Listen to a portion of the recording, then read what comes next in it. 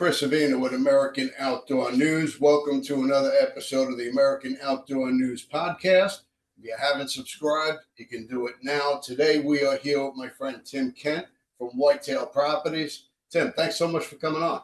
Yeah, thanks, Chris. We've been talking about doing this for a bit, and I forgot about our first meeting. My apologies. So I didn't put it on my calendar, which I live and die by. So sorry. I appreciate you making the adjustment. You know, I never used to write things down. Now I put everything in my phone. So Same. if something comes up or I have a meeting or a podcast or whatever, I get notified on my phone. Oh my God, here we go. Yeah. I used to have to do it where I'd put a reminder for myself like 30 minutes or 15 minutes beforehand. Now I have to do it like a day or two beforehand, and then another one 15 minutes or 30 minutes or whatever. So I make sure that I actually show up for everything that I'm supposed to show up for, because it's just life gets complicated really quickly. Oh, it really does. Really does, especially what you're doing. I mean, you got to keep track of your appointments. Now, you sell properties, Yep. hunting land, farm land, just agricultural land, whatever somebody's looking for. That's right. Yeah, even transitional land or development land, if it has something to do with land, we have something to do with it. We even homes on acreage, we do really well with that thing. If somebody has a house on 15, 20, 50 acres, whatever, we sell a lot of those too. You won't necessarily see a whitetail property sign on a quarter acre or half an acre in a development. It just doesn't fit our mold. A residential focused agent is going to do a better job for you in that regard. There are a few exceptions here and there if it's close to a piece of state forest or something like, or national forest, something like that. Or, if we have a friend that, is looking for us to help them sell their place, we'll occasionally do something like that. But generally speaking, yeah, we're focused on, in New York, Heather and I tend to focus on things that are at least 10 acres and greater, which, gets us into a lot of opportunities and helps us help a lot of people fulfill their dreams, which is pretty fun. Yeah, and you know what? A lot of people hunt state land in New York, or which can inherently be problematic.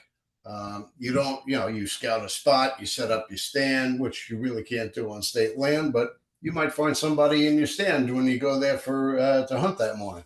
Yeah.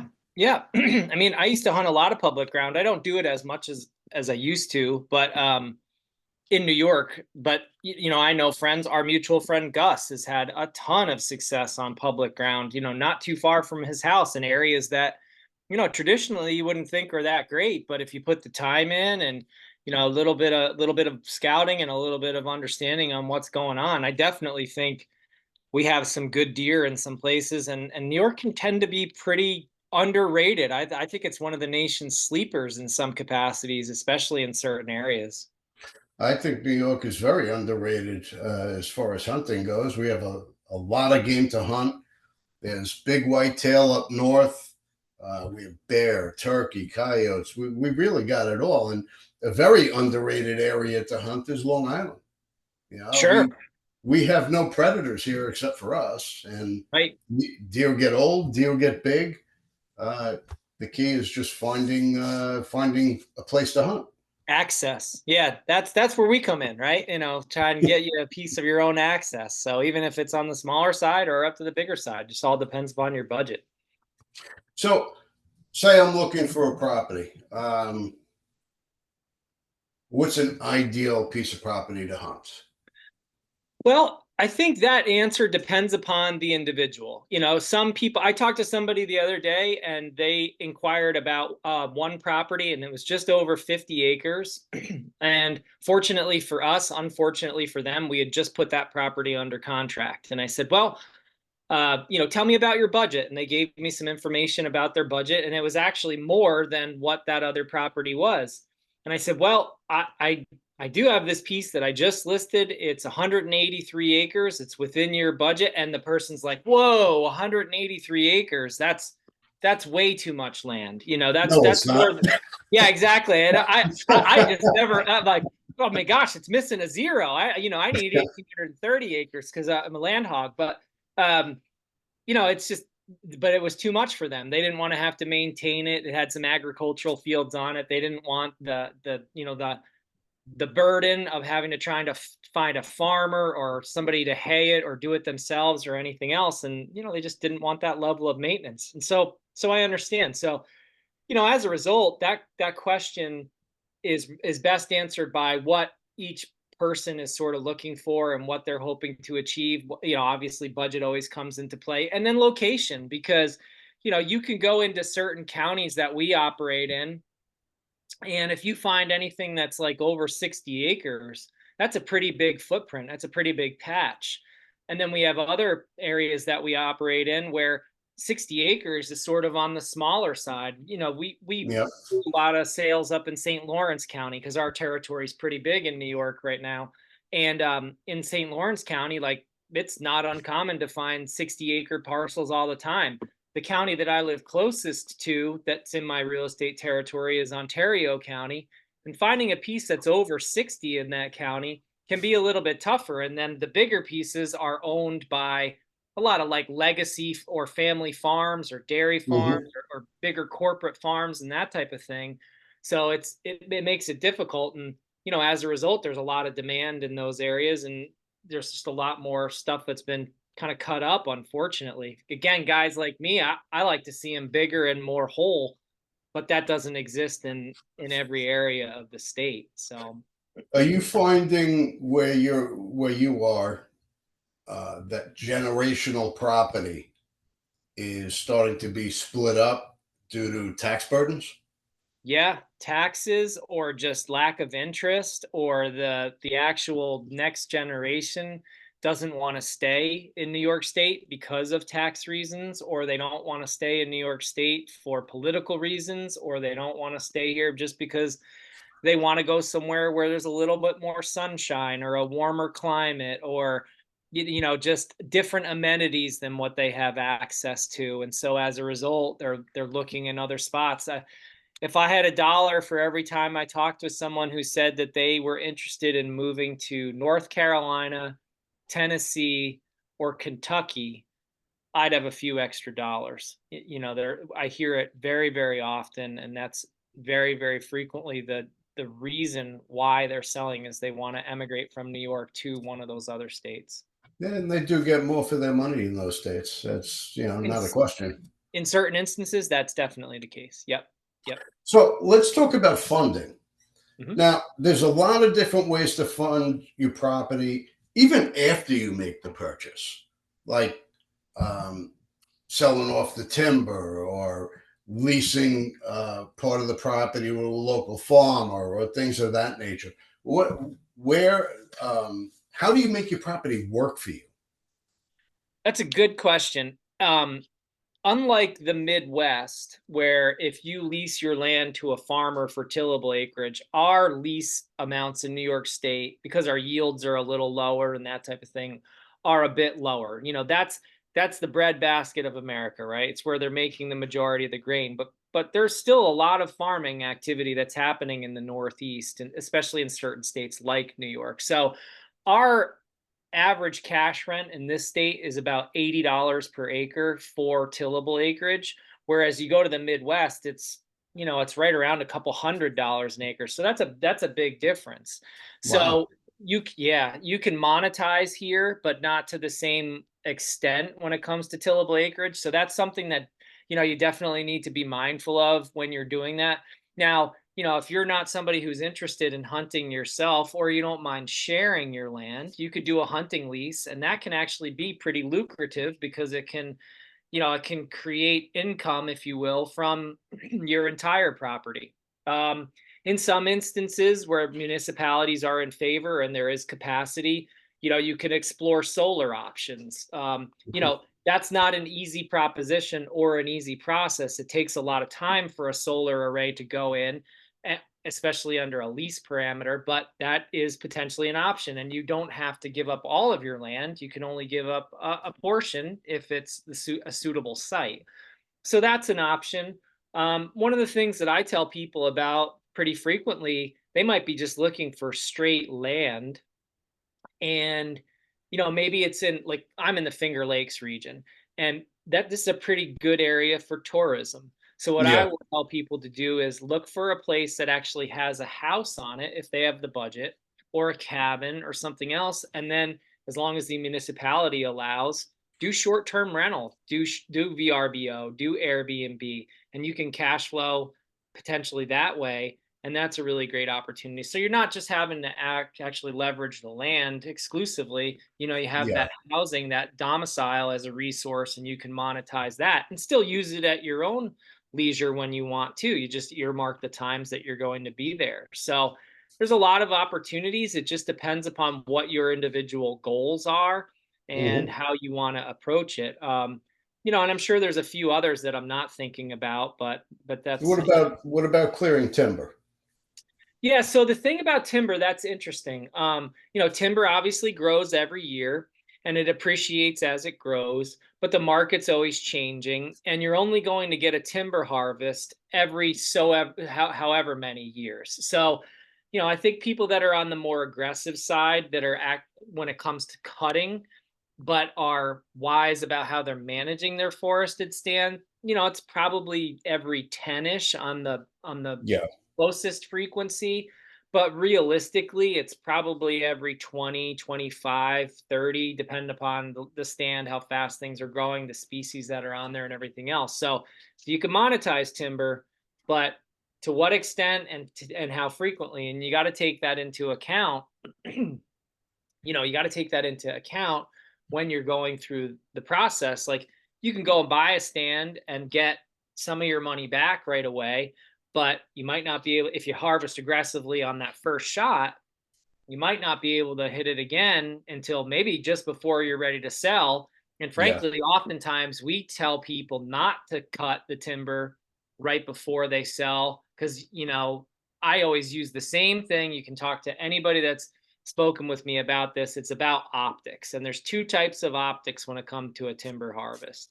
There's the literal optics, whereas as as good as any logger is and as good as any forester is for laying things out and marking trees to take out, it always looks like a hurricane blew through there after a timber harvest. It No always matter always how does. careful they are. Oh my goodness, right? The tops are down, the skidder trails are, look the way they do, and maybe there's a widowmaker that was left over here, and this tree got broken, and a skidder rubbed up against this tree. It just never looks great. Yep. So that's the literal optics of it. And then the mental optics are, people walk, let's say you list it, you go through with the timber harvest, and I take a buyer onto that property. The people walk and they see all the cut stumps, and you may have gotten $20,000 from your timber harvest, which is actually a fair amount of trees that need to be cut to achieve that. And they look and they think you got $200,000 out of that Yeah. timber harvest, and that was their trees. And they start doing the mental gymnastics of it, and in their mind they're flipping around trying to figure out what the value is to them on those trees that were their trees that you took off, even though you're the landowner and you were trying to monetize just before you sold. So Sure. there's exceptions to that, of course. I was speaking to a gentleman yesterday who has a property that has some access challenges, and he was going to use logging as a way to actually gain better access and try and log with the neighbor at the same time, and do that, and then that would create some logging trails through the property which would enhance access. So that would be one of the times where it could potentially be to the benefit to do a logging project before that. But again, if that does happen, we usually tell people like, hey, I know it's hard, but try and tread lightly when you're doing that, because it looks good on paper, but it could negatively impact you later on down the road when you're sort of looking at that. So Okay. So yeah. let's talk about financing. Yep. I want to Yeah. buy a property, but I don't have a lot of money to buy what I want. Yeah, for sure. Definitely happens. So there's a lot of different potential ways. And I'm glad you asked that question, because a lot of people think that if you want to buy land, you got to have cash. And that's definitely not the case. There are a number of lenders in New York State that will lend on land. We refer them all the time. And then you have other options. If you have other assets, like if you own a home and you have equity in it, which a lot of us do, especially in the wake of COVID, we've seen a real good rise in home values in New York State.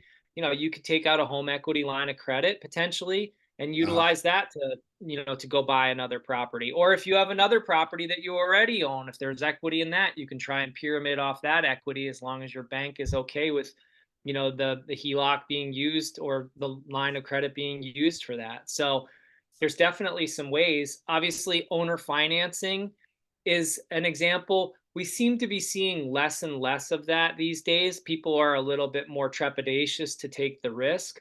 But yeah, as a landowner, there's opportunity there because they can charge interest on that. And so they can actually make a little bit more money. So some risks on both sides as far as the buyer and the seller is concerned, but that's a really good option too, and it's certainly worth asking. The worst that anybody can say is no in these equations, and I sure. think, myself included, there are things that I know now as a buyer myself, because I am also a land buyer, that I wish I knew 10 or 15 years ago about how to get land, because at that point in my life, everything I was told, was cash or owner financing, and that was it. And I think I've missed some really great opportunities to get into some properties that really would have been great for my family and I from an investment standpoint or from a recreational standpoint that we missed out on because we didn't know the ropes, so to speak. And that's the advantage Mhm. of talking to a real estate professional, talking to a mortgage professional, sort of sorting out some options, and talk to several people, and don't take one answer as the absolute answer. Keep drilling. If this is your dream, if this is Yep. the thing that you want to do, keep asking people, because eventually you're going to strike a chord with somebody who knows how to point you in the right direction and get you into what you're doing, and Well, and that's it. obviously, it's a lot easier if the property has a home on it. You Oh can yeah. Yes. finance it as a second home, a vacation home, and the like. But if you're buying raw land, are Yep. the bank programs available to allow you to finance that land?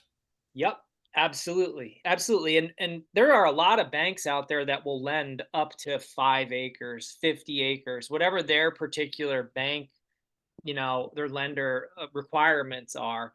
They may require a little bit of a different down payment. The interest rate may be a little bit different or something like that. Each Sure. bank has a different series of products that they offer, but some of them, and I'm going to refrain from trying to mention any names specifically on this, but there are some of them out there that they will get pretty creative in an effort to try and get somebody into something. Obviously never breaking the law, never doing anything dangerous, no predatory lending, but they'll go in house and they'll say, okay, what do we need to do in order to make this work? And it might be them, if you got a good relationship with that bank, underwriting what they call an in-house loan, where they don't sell it to the secondary market, or they have Yeah. another way to hold on to it themselves. And again, there are options.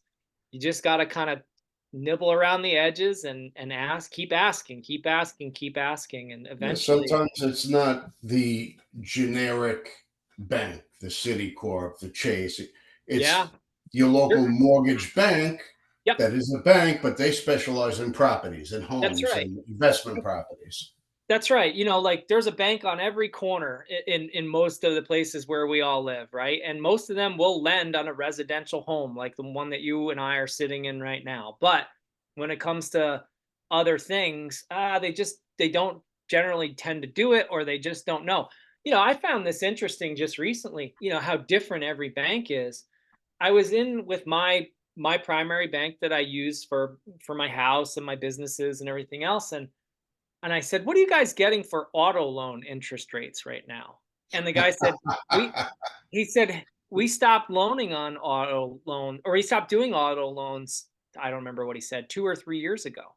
I Yep. was flabbergasted, you know. And so my point with that isn't obviously about auto loans. It just goes to show you that every bank operates a little bit differently in Yep. how they do things. I had a property that we sold a couple of years ago, and I worked with another agent on co-broking the deal.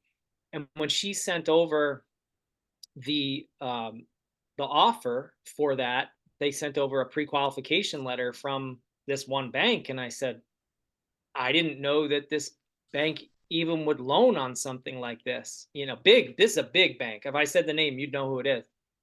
And she said, yeah, they have a special division for certain things, and these people were able to crack into that particular division. I had no Yeah. idea. So that's, you know, that's an option. And again, I come back to keep asking, you know, and keep trying to find, because Yeah. you're going to probably hit some no's along your path, but that doesn't mean the answer is no everywhere.